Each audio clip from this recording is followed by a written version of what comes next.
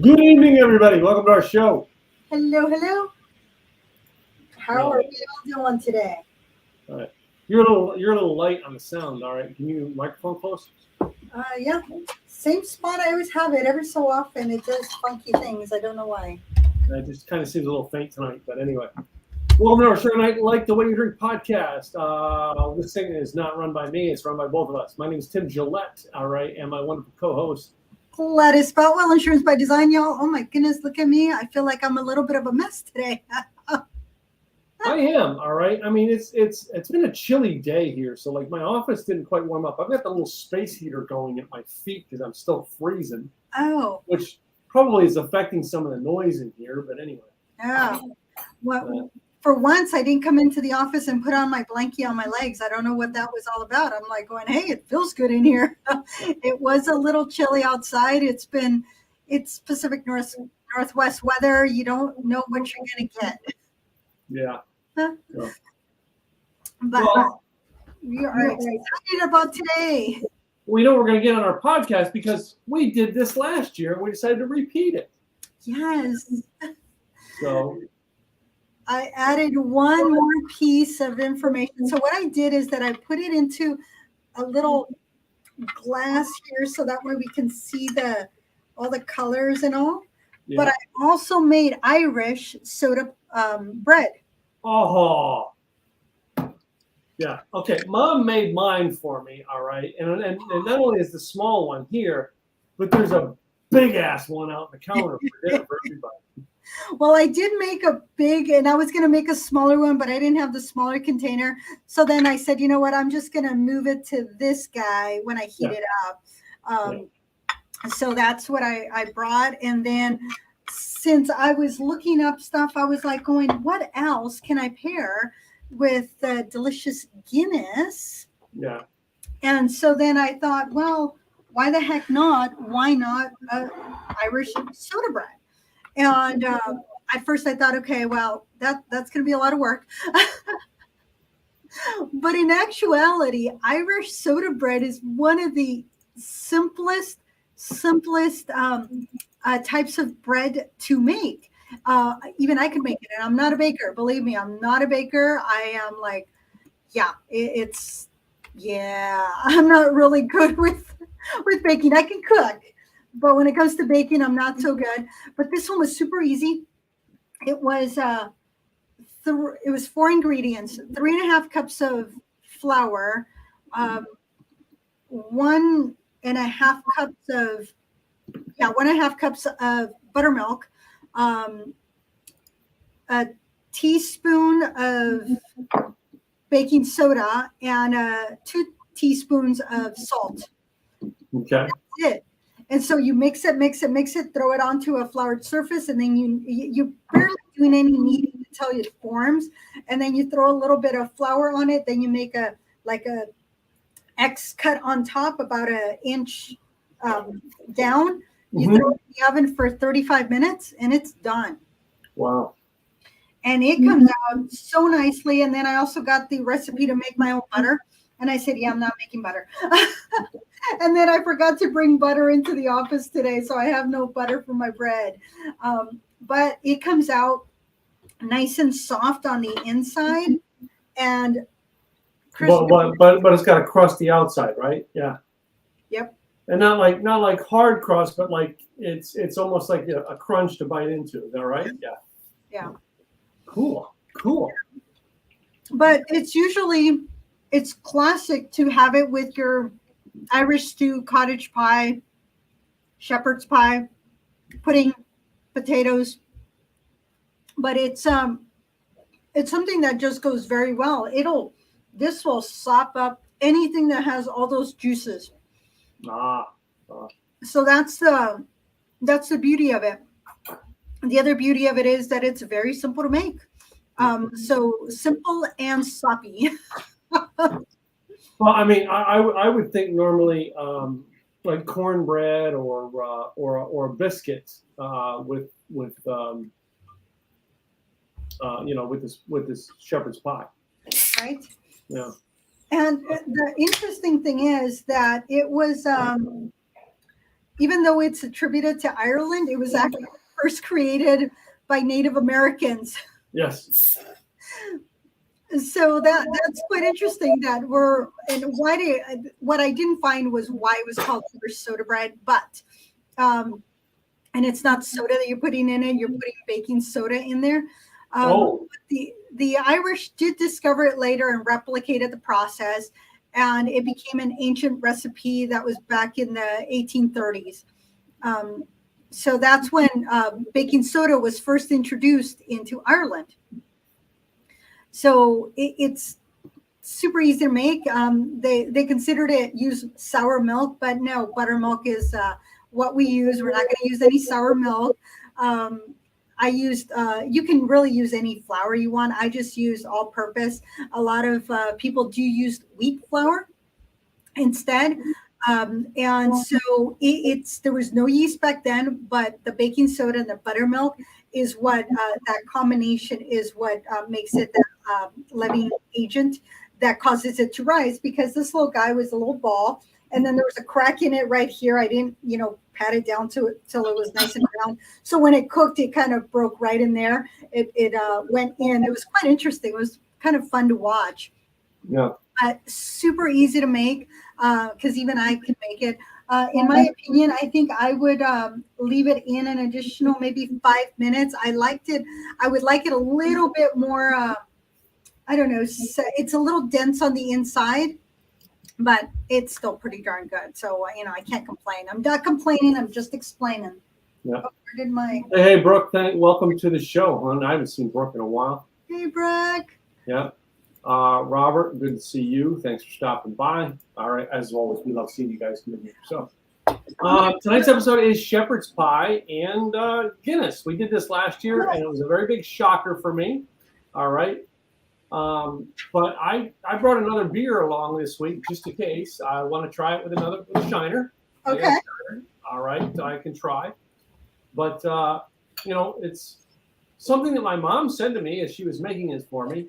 First of all, she said that her potatoes got a little more runnier than expected. Okay. So they're more like a potato soup on top. What she said, shepherd's pie is really never the same every time. It always tastes different. So that became the idea of why not test out the idea. And again, let's see which my dish is like. Mine's in a dish like this, nice round dish. So I'm going to have to break into it to get a taste. And of course, I'm going to dip way down in there and get a whole piece of everything in there. Yeah, you got to. So I did make this yesterday, and one of the things that I did serve with it was a garlicky, lemony green beans. Mm-hmm. Because I wanted to do something else. One, because I wanted some color in Big Smiles, because I want to get a picture of this. It's going to look beautiful. And I want to get some stuff in his face. Nothing wrong with that. I wanted some color in there because that's one of the things with shepherd's pie is that all the colors down here, you don't see it on top. So what I did here, there was a few things that you can do to add color, is that you can put the scallions, the green parts, or chives in your potatoes, so that way you have a little bit of color, or you can sprinkle them on top after the fact. I added cheddar cheese on top, and then I put it under the broiler for 2.5 minutes, and it just made that cheese just look absolutely gorgeous. I should put this in a broiler instead of baking it, but yeah. Well, I baked it, and then once it was done, then I threw it under the broiler to give it more color. And so that's how I added more color to it. But then I also wanted some color next to it. So that's why I added the green. I was looking at adding like a purple cabbage, or a cabbage with making it purple, either purple cabbage or cabbage with beets to give it a little bit of red. So I was considering doing that. But I opted for the green beans because why not? And we ate all of them, so there are no green beans left for this episode. Well, mine, it tastes good, but I think I need a little more salt to mine. You need to add more salt? Oh, mm-hmm. I'm gonna go grab some salt and pepper because I took salt and pepper out of my room real quick the other day. While you share yours. All right, so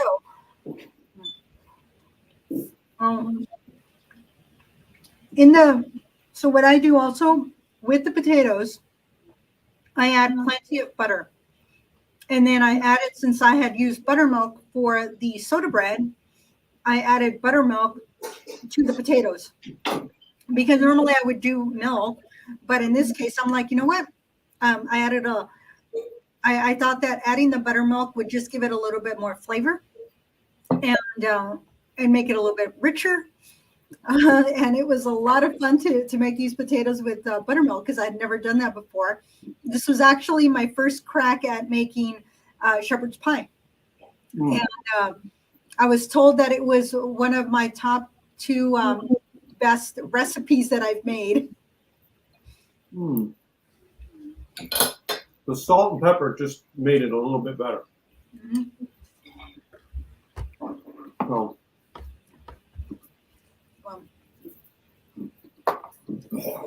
And just the flavor of the Guinness. Yeah.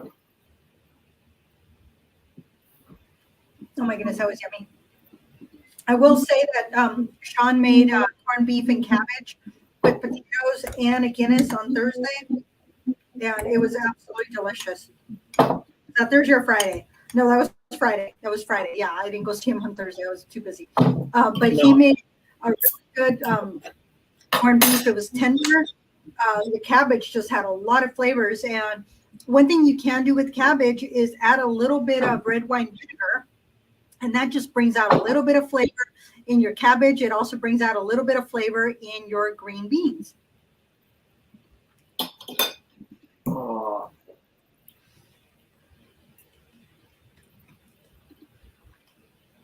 How do you like it better?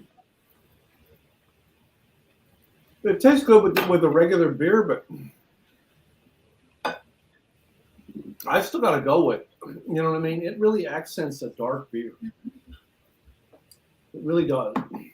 What I did pull out was my Jameson, and I was thinking of doing the stout edition. Since we're doing, because there is the Irish whiskey, I have the IPA edition. But I thought, you know what, stout kind of goes well. And so I thought I would bring out my little whiskeys of the world, because I wanted to try it with something else also. And well, I was expecting this to be a little bit darker. What is it? No, it's very light. Very light. light. That's the Jameson, right? Yes, that's the Jameson Stout Edition. So I have one Irish whiskey in here in the bar. I have a Bushmills here in the bar. I just don't have a glass to drink it. So. Yeah, because I thought about looking for another Irish beer, but I'm like, you know what? I would rather just stick with what I have here instead of going searching. I had 2 races this weekend. I ran a 5K on Saturday, and then I ran a 10-miler on Sunday. Placed second in my age group. Wow. That was pretty exciting because I haven't placed in my age group in 3 years. I kept hitting like 4th, 23rd, 48th. When I finished, it said I was second. And as I was coming around, I'm like, because there was really nobody around me except for this one guy. And we had been doing this the whole time. And then I said, oh, that'd be funny. I come in third. And then it's like 3rd out of 3 women in your age group. And I just kind of was chuckling to myself. This is in the last, half mile. Yeah. And I finish, get the results, and it says that I'm second out of 2. And I was like, I don't know how to feel about that. The other person was faster than me. Of course, she was at a 9-minute pace. I was at 9:50. So that was about a 10-minute difference there. And I should have been faster than that, but I'm working back up to my pace. And I was going, well, that's kind of depressing. I was like, coming in second, yay. But then out of 2, it wound up being like 2 out of 18 women in my age group. So I said, okay, I'll take that. Yeah. And the next person was like a minute and a half pace slower than I was. So I'm like, okay, I'll take that. I'm good. I'm good. I just have to continue working at it. And the lady that finished first, her daughter finished first in her age group. So they both finished at the exact same time, and they both came in first in their age group. So that was kind of pretty cool. Well, it's always, sometimes you gotta, it's marketing. Sometimes you gotta doctor the way you say things. I came in second. That's all you got to tell them, But I'm like, it's like, it's a win. Just take it. I'm like, where you get it. That's right. So. Yeah. I'm like, but once the other ladies started to come in, then I felt better. But it's just, I've been working at it to get my pace a little bit better. And I've been slowly but surely, the pace has gotten better. Yeah. Keep working on it, because by this summer, I'm going to be under 9-minute mile. But after you finish your 9-minute mile, you get rewarded with a beer, right? Mm-hmm. So, hey, it's all good. All I care about is the beer at the end. My brother said that's why I do these races. I started with Spartans and mud races, what have you. And he said one time, I know why you do it. And I said, you know why I do what? He goes, why you do these crazy races? He goes, so you can have beer before noon. Because one time at 8, I ran a 10K. It started at 7 in the morning. I was done by 8. And my ankle had been bugging me, so I didn't do the half marathon. So I just went with the 10K. And by 8:30, I had this stout beer with my medal. I sent a picture, and I sent my brother the picture, and I said, that's not coffee at 8:30 in the morning. But it was only about a glass about this big. So it was a small glass, but I still found it funny that, drinking a stout beer at 8:30 in the morning. Well, I mean, it's like the horse and the carrot. You know what I mean? The carrot's dangling out there. It's called a beer. So, anyway. The interesting thing was, I'm going, and I usually find somebody. I'm like, keep an eye on that person. Mm-hmm. Stay at their pace. I might catch up to them. I might pass them. Sometimes they take off. I find somebody else, or sometimes we're doing this thing where we're just kind of passing each other. And I caught up to this one lady that I had been watching her bright fuchsia shoes. And I said, I've been following you for the last 3 miles. And then I go, you're my pacer. And she goes, I thought you were my friend who was behind me. I said, oh, we're following your pink shoes. And she laughed. And so all the people that I was around, all of a sudden at the turnoff for the 7-miler, everybody turned off. And I kept going, and I'm like, there was one person way ahead, and then 2 other guys kind of caught up and passed me. And I was like, but I was pretty much on my own for the most part, because I'm like, well, this is weird. How many people are running the 10-miler? Most people ran the 3-miler and the 7-miler. Less people ran the 10-miler, but there were still close to 2,000 runners on Sunday. Whoa. So that was a lot of fun. And so I got an extra,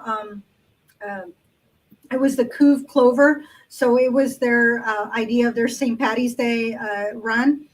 So I got a medal for running, and then I got another medal for coming in second in my age group. So that was kind of cool. So as I'm walking to the car, clank, clank, clank, because both medals kept clanking into each other. I will say, this was more gooey yesterday. Today it's a little bit more firm. And I don't know if it's because it's been reheated or because when it was taken out and put into the container. But, I mean, it still has a lot of great flavors in here. I did put celery, carrots, and peas in here, in with the meat. Yeah, I'm seeing peas, carrots, corn that Mom put in, and potatoes. Of course, I finished almost all the potatoes. The potatoes were kind of Mom made them runnier than they and she told me that they're going to be runny.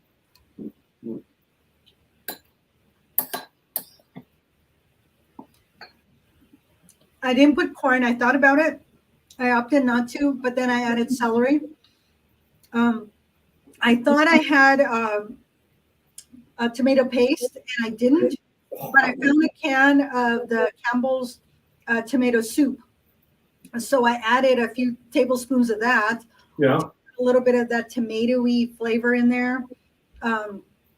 Seasonings, the thyme and bay leaf, parsley, and then pull those out towards the end before, I put in the veg to continue cooking them.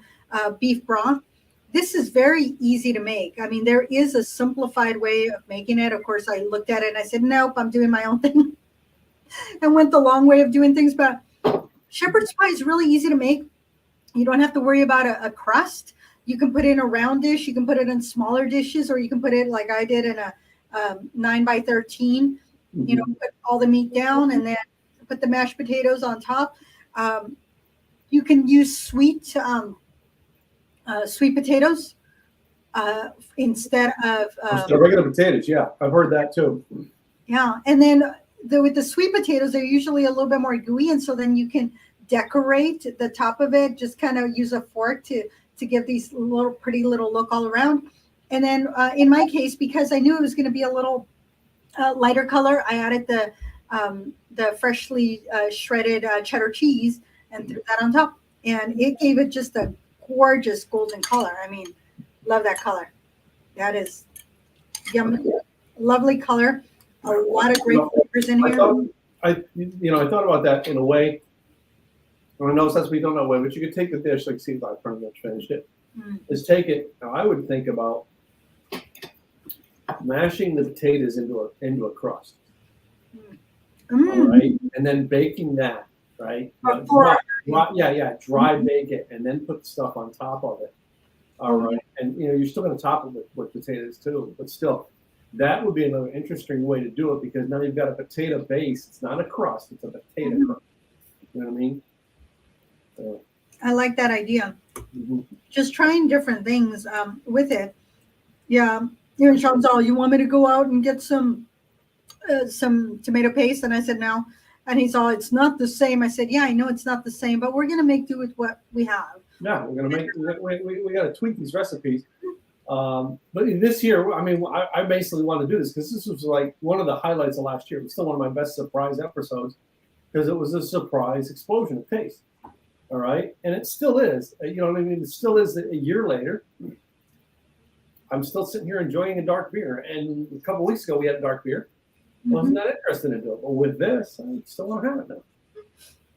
Yeah, it does make a difference. It really does. And putting it in a glass, this is like usually if I'm having just any beer, I can drink it out of the bottle or out of the can. But when you have a stout or when you have a Guinness, you definitely have to pour it into a glass to really enjoy it. Exactly. Just looking at the colors and smelling it and just getting the whole experience when it comes to a Guinness. Yeah. And I do love that. I mean, you're looking at it, it's almost like, it reminds me of coffee. It really does. Yeah, it does. It looks like a coffee. Wait a minute. I'm going to compare it. You ready? Ready? What do you think I have on my desk from left over from the day? Oh, let's see now. Is it green? No. It's not green? Nope. I'm going to compare it to something that might look like it, but it's been on my desk probably half the day. Oh, is it that your other whiskey from your other place? Oh my goodness. What are you going to compare it to? Dr. Pepper. Oh. They look about the same. It does. Yeah, I'm drinking a Dr. Pepper. There you go. Put it into my ice. You need one of these that says my happy juice. Yes. Because your happy juice can mean a lot of different things at different times of the day or year or month or whatever. So Saturday night, Saturday or was it Friday night? I think it was Friday night. That I built a fire. I think 2 out of 3 nights this weekend. I built a fire in the fire pit, and one night I took what was left of the rest of my back of the woods moonshine. And finished it off. It was a triple grain moonshine that I love. Then I'm gonna have to go get more of now because I'm out. Was it a chilly night or did you because it was a night? It was a little nippy. That's why I had the fire going and I think the first night I did, the second night or something, we had Gwen came out and brought us. We had some of my Iron Wolf bourbon, but the first night I did that, I finished off that little bit of not Everclear, but White Lightning moonshine. Okay. I did see that. I didn't realize, but I did buy that little moonshine that I sent to you. Mm-hmm. I did I had bought one at the same time for me, and I have it here. So whenever we're ready for that. I want you to get, so one of the best ones out of the store, to me, the best store-bought brand, and I'm curious if it goes as far as you, is Tim Smith's original moonshine. Okay. Climax, it's named after his town in Virginia, Climax moonshine. Okay. To me, it is the greatest one out there. All right. The second favorite is this American Born I have over here. So, but I've tasted a lot of factory, factory general public moonshine, and Tim Smith's is just the best. You know what I mean? And maybe someday I'll get Tim Smith to come on the show because of that. That would be cool. But I do have, I've got to connect you with the lady I met that's in the wine industry to get her on for an episode. Mm-hmm. All right, and because she does writing for wine magazines, and I met her on a webinar type event, and I want to bring her on the show. What fun! Absolutely. It's always fun, having different perspectives from male, female. And one of the I was just reading for Willamette Valley Vineyards. The person that just got moved into another position of the national distribution manager or something like that. I forgot her new title, but she started as an assistant and continued to learn and continued to do the things, and then got promoted. And then continued to learn, continued to do the things and got promoted.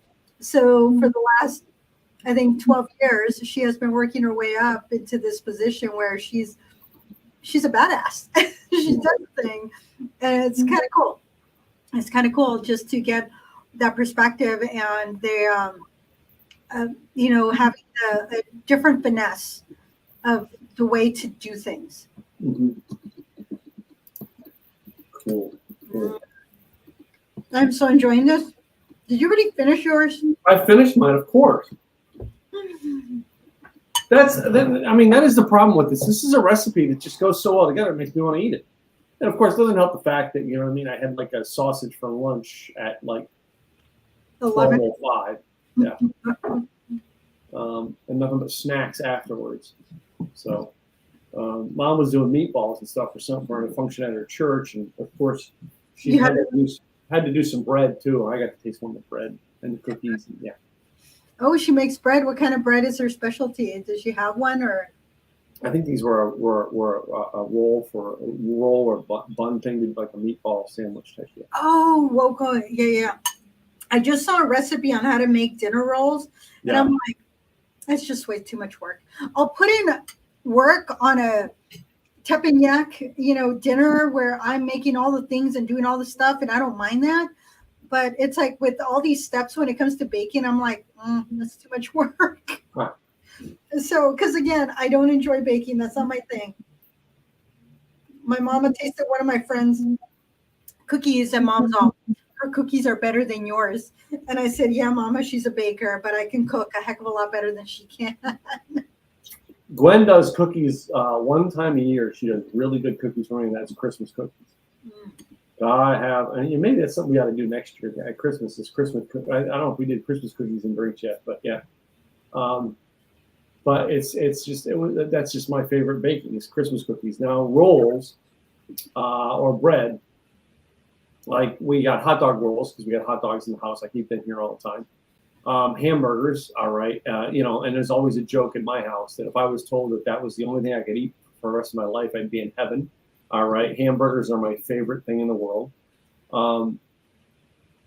But hamburger buns, Gwen found these. To me, it's the Hawaiian rolls brand, pretzel buns. Oh yes, I've seen those. I've been wondering about those. They are heaven. First of all, pretzel, to me, any pretzel bun, all right, first of all, I love the pretzel bun idea because it's like part bun, part pretzel, all right? And I love soft pretzels. I think we've had them on the show a few times. I love soft pretzels. It's just something I really love. So finding pretzel buns are like I'm in heaven. If I ever find a pretzel bun, hot dog bun, I'll be eating junk food the rest of my life. Yeah. Send an email to Hawaiian roll people and say, hey, you now that you're making hamburger, why are you not making hot dog? Yeah.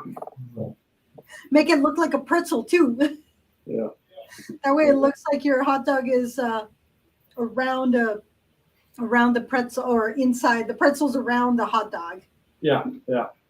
So, and the other thing is with hot dogs, we see corn dogs at the fair, but have you ever done those like Pillsbury rolls wrapped around a hot dog and cook them? Oh, I've seen that. Yeah, no, I've not made them, but I have seen them. Yeah. To me, the thing that goes also good for bread all the time, croissants. Oh yeah, I love croissants. Oh yeah. Mm. So Starbucks has a croissant. They have a chocolate croissant which they heat up, and I'm like, no, I don't want to heat it up. I want that one the way it is. I want to chew the chocolate into it. I don't want the gooey chocolate like a donut film. I want the hard chocolate, right? But regular croissants, I don't want them heated up. I want to eat them plain. Now, if it's in a sandwich of some sort, yes, I want to heat it up. That's the one bread I'm fussy about the way I want it. Right. So. Now, you know what's another name for shepherd's pie? What is it? It was originally cottage pie. Cottage pie. Did we cover that on last year's broadcast? We did not share that information. So cottage pie was because in the UK and in Ireland, it was folks using leftovers to put something together. And usually they lived in cottages. And so they would put all the meats and veggies, what have you. And then, of course, they had plenty of potatoes. So they used the potatoes. And so it was a very ingenious way to make another meal and to use leftovers. But it just became a thing at some point that it's like, hey, let's do the let's make a potato crust, like you were talking about, only they started putting it on top instead of at the bottom. I'm sure that it was because all the juices of everything kind of may have, because at the time I don't think that they were cooking and then they were just another way to use leftovers. Well, the other thing we did last year too, though, is we did pot pie. Now, pot pie is done two different ways. There's the people who make it in the container and just put a crust across the top. And then there's the people who make the crust, put the food into it, and then put a crust on top. Which way do you like it? Because I end up leaving some of the crust on a pot pie, I like just the crust because I love that crispiness and flakiness of the crust. And I'm usually not going to eat all the crust at the bottom. I'm okay with having a crustless pot pie. Yeah. But if it's there, it's there, and I just kind of scrape it, but I won't eat the whole thing because it does get a little gooey. But I'll get all the good. I know, that's what's so good about that crust. Is because it's a gooey crust and it's got the flavors melted into it. Yes. And one other note, which I just remembered. So usually shepherd's pie is made with lamb. With lamb. Lamb, yes. So true shepherd's pie is lamb. And when you use beef, then it becomes cottage pie instead of shepherd's pie. Well, I think mine is actually shepherd's pie. Nice. Mine is not. I'm very particular, and I'm not a big lamb fan. I would cook it for my mama, and she loved it whenever I made it for her. She looked forward to it when I made it for her, but I was like, I'm not a big I don't know. There's something Oh about no. We get these lamb chops that we have on a regular basis that I love. We'll just throw them on the grill, and it's almost like a mini steak. It's much more rich in flavor. Well, one thing that I was told, because I was at an Indian restaurant in El Paso, Texas, of all places, we went to this Indian restaurant. I think there might have been one in the whole entire place, but the folks from India had visited because we worked with them in Hyderabad and one other location, which I can't remember. So they were visiting. So we took them to the Indian restaurant so they can have somewhat of traditional food, which we knew it's not going to be the same. It's like you're not at home. But they said that the food was very traditional, and I was like, "Oh, good to know." Well, they had ordered the lamb. Again, I don't like lamb, and they're like, "No, it's really good." And I tasted it, and it was actually good. And I was like, "Well, this is interesting. Why does this taste a little different?"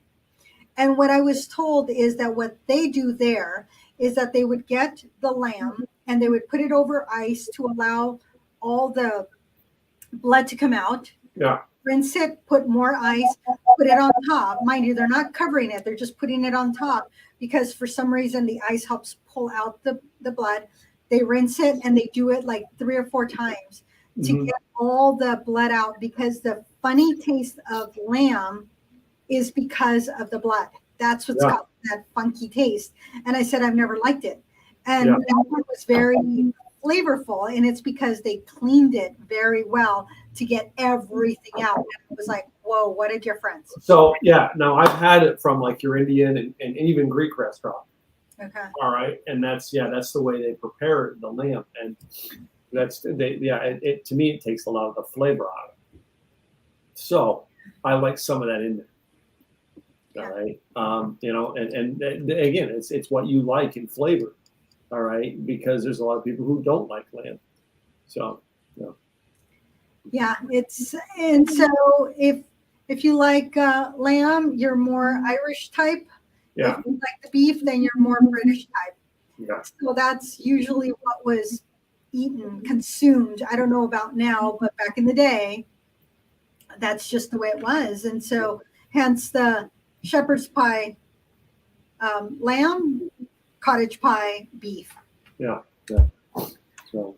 And so it's there's a lot of different things you can do around this time of year if you want to celebrate, your Irish descendancy, or if you just want to celebrate with the Irish because you want to drink beer. There's a lot of different foods that you can try throughout the month. You can do some pot roast, you can do beef stew, you can do the corned beef and cabbage, or if you want to make it simple and you say, well then do a burger patty, and I know this sounds kind of weird, with some cabbage on the side or a cabbage salad, and then throw some beef over it. Again, the idea that I shared earlier about mashing potatoes into the bottom of the bowl, cooking them to a crustiness. Yeah. Put a hamburger on top of it. There you go. Now, all right, the hamburger on top of that. Now add some vegetables on top of that to go with it. The only thing I would say probably that I'll bet my mom didn't put in this was a lot of onions. All right, maybe a little more onions. I did put onions in mine. Yeah. Some peas, some carrots, some corn, green beans even. All right, and then another crust of potato. Even if you did regular potato on the bottom, sweet potato on top. Oh, there you go. That would be a really interesting combination of cottage or shepherd's pie. There you go. And just remember, cook everything ahead of time before you put it into the pot, before you throw it into the oven. Everything has to be cooked. Now, I added onion, like finely chopped onion. I added, once that was caramelized, I added the garlic. Then I added the meat. Yeah. A lot of individuals, what they do is they cook the meat, then they add the onions and the garlic. I don't like that. I've always liked caramelizing the onions and sauteing the garlic, because it really gets the flavors onto your pan. So when the meat gets on there, it's going to absorb it also. Then I added all the salt, pepper, very little salt actually, because I knew I was adding beef broth. So I added very little salt, but I added a generous amount of pepper, and I added some parsley in there. and browned the meat very nicely. Then I added the what would be tomato paste, or in my case, I added Campbell's condensed 2 tablespoons or three of the tomato soup. I didn't add the whole thing. And then some Worcestershire sauce in there also. Once that was mixed, then I added about because it was 2 pounds of meat, I added about a cup and a half of beef broth. Okay. Okay. So if you want to make it a little bit healthier, use ground turkey, or use a plant-based, and then use vegetable stock instead of beef stock or broth. Once all of that was cooked and everything, actually I did add the celery and the carrots first to cook them along with the meat because they need a little bit more time to cook. Yeah. Then I added the broth, and then I added the peas last. Once everything was done, then I added the peas last because the peas, of course, they were frozen peas, so they were going to cook like that. And I did add also, to help thicken it, 2 tablespoons of flour, and that was again before the broth. So that went in with the meat, put it over it, and just use, it'll be because I did do 2 pounds of meat. I think I did 3 tablespoons and just mixed it all in and then put the broth in there. And that helps thicken it up. And then once you cook that for a good 20-25 minutes, everything tastes so good. So make sure you're cooked all the way through. You've drained your meat. If you're using 80-20, you can save it for later for something else or not. And then you add all your other. And then that's when I added the broth. Is when I also added the thyme sprigs and the parsley and the bay leaves, which once it was done cooking after 20-25 minutes, I pulled all that out and tossed it. Mm-hmm. So you have all the flavors in there without having to worry about pulling it out when you're putting your pie together. So cool. It's like fun stuff. Just play with the food, people. Have fun. So did you play with any other food this weekend and drink? Did I plan anything else? Did you play with any other food and drink this weekend? Oh, yes. I made a pasta. So the pasta that I was going to make last weekend, last weekend for Monday's podcast for something green, I ended up making it. And it was the tortellini. Yes. That had spinach tortellini with cheese tortellini. So I had some green and some white. And then I originally was going to make this green sauce for it. I did make a green, but I did make a cream sauce with it, with, of course, lots of butter and heavy cream and cheeses, and mixed that all up together. And it came out absolutely delicious. And there was some green in there because of the tortellini, the spinach tortellini. And I was going to add more spinach to the sauce, but I didn't. Oh, actually, no, I did. I chopped up the spinach and threw it in the sauce. So I did make it a little bit more green. So yeah, I played with a quasi new recipe, just, trying something new, something different, going with things that I've done before, but adding new ingredients. So that was my other, that was on Saturday. So I made that. Sean's, you want to go out? Because he said something about going out. And I said, well, I thought we were having pasta. He goes, you want to cook? And I said, well, I'm tired, but I'd rather cook than go out. I didn't feel like going out. I was tired. I had gotten some work done. And so I'm like, I've been on the computer for like 5 hours after a race. So I said, no, but I just didn't want to go out. And so I stayed home and played with food and made something different, something new. And it was a lot of fun. And then we paired it with, I think it was red wine. So it didn't quite, but it was green. So we had the white, we had the green, and then the red wine. So. Yeah, we did. We used the smoker and did a pheasant yesterday. So. Oh, that sounds yummy.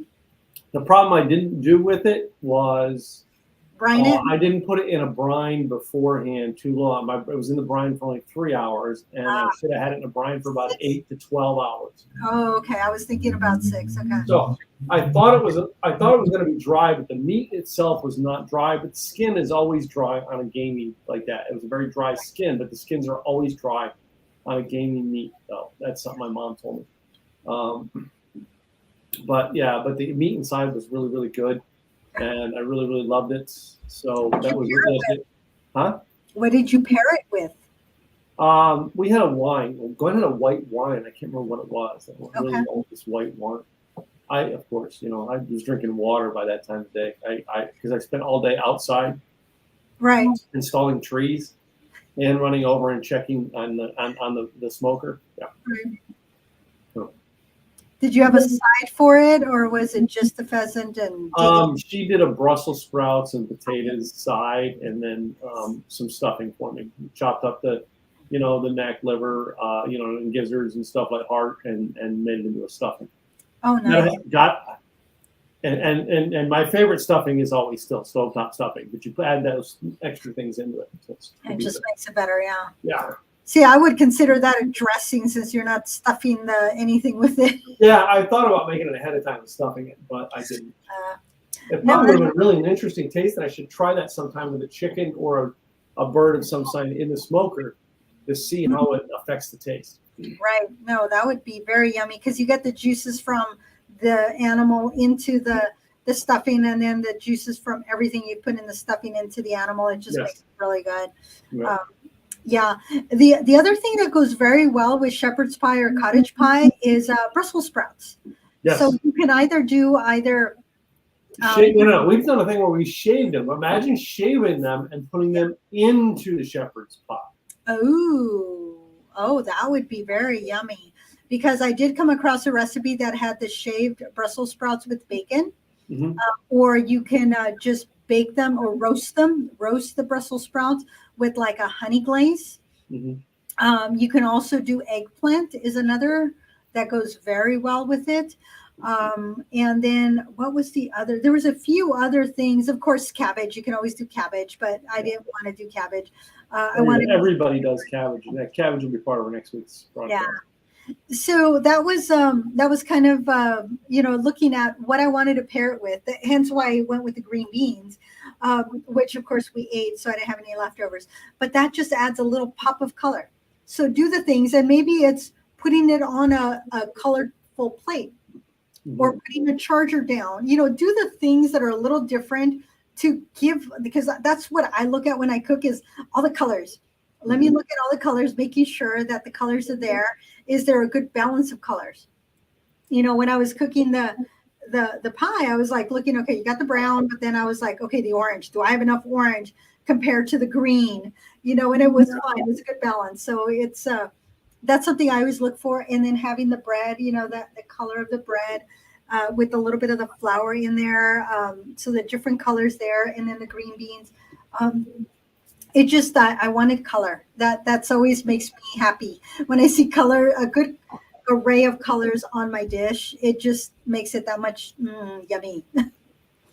So as we go and finish up this episode tonight, though, this is year 2. We've tried this, and maybe we'll make this a yearly ritual where we do Guinness and shepherd's pie. I think so. And just do it different every year. All right, but did it pop to you this year like it did last year? I think so. It tasted really good. I see. Last time I purchased the shepherd's pie. Yeah. This year I made the shepherd's pie. Yeah. Yeah. And just having it made was that much better. It wasn't just like, oh, it's all right. No, this one was like, damn, this is good. Yeah. Nothing like making a homemade shepherd's pie or cottage pie to just go, you really like it, and then you pair it with a good drink. Yeah. Very good. Still very well. Again, I'm not a Guinness fan, but Guinness with shepherd's pie is still a winner all the way around. Yep. Agreed. So just remember, if you get the can, you open it and you let it sit for a couple minutes, because you can hear it. That is what makes it into a draft. That nitro. It's the nitro in there that just gives it its flavor. So you got to give it a minute to do its thing. There's not one in the bottle. So in the can, and then enjoy. Yeah. I think this was a good episode. I'm glad we got to repeat this again the second year in a row. All right. Next week we'll be back. We're going to do Corned beef, Mind blank. corned beef and cabbage. Corned beef and cabbage next week. So yeah. Although I did find a delicious recipe for beef stew with Guinness in it. And I went, oh. I was drooling. I will share it with you. Yeah. We may have to still, even if it's not this year, maybe next year we do that because it just sounded delicious. May have to fit that into next year's schedule. Now, you know what I mean? We're supposed to have 50 some episodes a year, so we'll figure it out. That's right. Yeah. It'll always fit in somewhere. So yeah, even if it's not in March, we can make beef stew at almost any time and we just throw in the Guinness. It just so happens that Guinness fits in. This is a great episode. Yes, I really enjoyed it. Thank you. I really think we should do this. This is going to be a yearly thing. I think it's going to be our yearly. Yes, and then as people continue to come on, they'll have their shepherd's pie or their cottage pie and go, okay, and their Guinness, it's their thing. That's the thing. Yeah. It'll be our one time a year celebration, Guinness and shepherd's pie. That's right. So thank you all for joining us today and enjoying this delicious meal with us with delicious food and drink. Thank you, Guinness, for going so well, pairing deliciously well with shepherd's pie. Yeah, I'm actually pulling up Robert's comments. All right. So, anyway. Nice. Thanks, Robert. Thanks, Robert. Anyway, yeah, I'm Tim Gillette, guys, your co-host. Simple Easy website, Simple Easy Marketing. All right. Right now, Simple Easy Events. We do a virtual event every month to help you with online marketing. And coming soon in the coming months, Simple Easy websites, a done-for-you website and automation system. And I am Gladys Boutwell, Insurance by Design, your insurance broker for small business owners, helping you attract and retain quality staff through employee benefits. Look out for my book, 101 Employee Benefits for All Budgets. It's going to be coming out very soon. If you have any questions on should you not, what are your options, give me a call. If I cannot help you, I will find you somebody who can. You can find me at insurancedesignpros.com. Yep. And Robert's is the best. Thank you, Robert. We appreciate you guys coming in here. Thank you guys all for coming by a part of our broadcast. We'll see you guys next week. All right. Bye, y'all.